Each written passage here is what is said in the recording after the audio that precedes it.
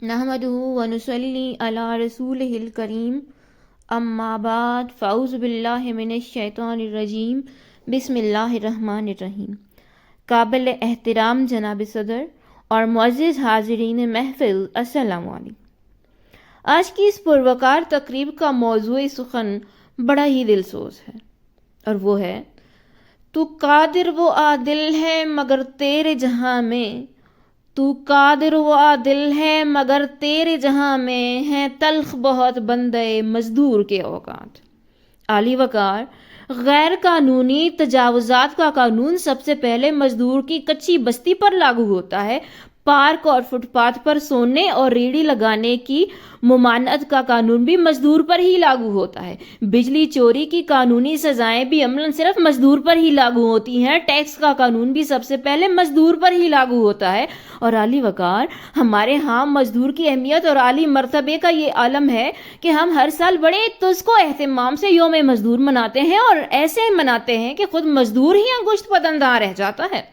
ہر چھوٹے بڑے سرکاری و غیر سرکاری ملازم کو مزدور کے احترام میں چھٹی عنایت کی جاتی ہے۔ نوٹیفیکیشن جاری ہوتے ہیں، تقریبات منعقد ہوتی ہیں، لمبی لمبی تقاریر کی جاتی ہیں، اور مزدوروں کو وہ پروٹوکول دیا جاتا ہے کہ دنیا اش کر اٹھتی ہے۔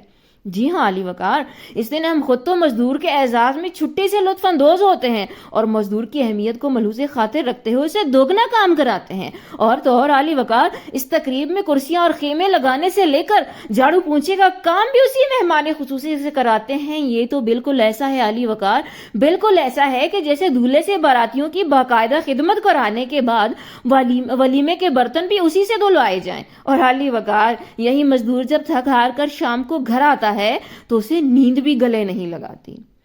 نیند آئے گی بھلا کیسے اسے شام کے بعد، نیند آئے گی بھلا کیسے اسے شام کے بعد، روٹیاں بھی نہ میسر ہوں جسے کام کے بعد۔ عالی وقار، سرمایہ دار سے لے کر تنخواہ دار تک سب زیب و زینت، دکھاوے، نرم بچونوں، مخملی قالینوں، حتیٰ کہ سجاوٹ کے نام پر دیواروں کو ریشم و اطلس میں لپیٹنے پر لاکھوں لوٹا دیتے ہیں، لیکن مزدور کو اجرت دیتے وقت مہنگائی ان کی کمر توڑنے لگتی ہے، اور محض چند روپوں سے ان کو اپنا دیوالیہ نکلنے کا خدشہ ستانے لگتا ہے۔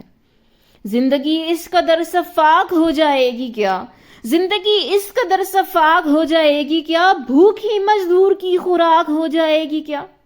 عالی وقار، ذرا اس شخص کی حالت کا اندازہ لگائیے جو دن بھر کدال چلائے چنگھاڑتی مشینوں کے بیچ دو وقت کی روٹی کی خاطر کبھی سماج کی کمزوری اور کبھی اعصاب کی کمزوری کا شکار ہونے یا پھر ہاتھ پیر توڑوانے کے خوف سے دوچار ہو۔ اب تک میرے اعصاب پہ محنت ہے مسلط، اب تک میرے اعصاب پہ محنت ہے مسلط، اب تک میرے کانوں میں مشینوں کی صدا ہے۔ لیکن عالی وقار، اس کے باوجود جب وہ خالی ہاتھ گھر لوٹنے لگے تو ایک وقت کی روٹی کے لیے راہ تکتے بچوں کا سامنا کرنے سے اسے خوف کیوں نہ آئے گا؟ جو موت سے نہ ڈرتا تھا بچوں سے ڈر گیا، جو موت سے نہ ڈرتا تھا بچوں سے ڈر گیا، ایک رات خالی ہاتھ جب مزدور گھر گیا۔ عالی وقار، یہ سب حالات ہماری اجتماعی بے حسی کا منہ بولتا ثبوت ہے کہ ہم نے کس طرح محنت کش طبقے کی ناقدری کو اپنا شیوا بنا لیا ہے اور زندگی کا دائرہ ان پر تنگ کر دیا ہے۔ اس دیس کا دستور انوکھا دیکھا، اس دیس کا دستور انوکھا دیکھا، یہاں کی ریت نرالی دیکھی، مٹی کو خون سے سینچا جس نے، مٹی کو خون سے سینچا جس نے، ہم نے اس کے گھر بدحالی دیکھی۔ والسلام۔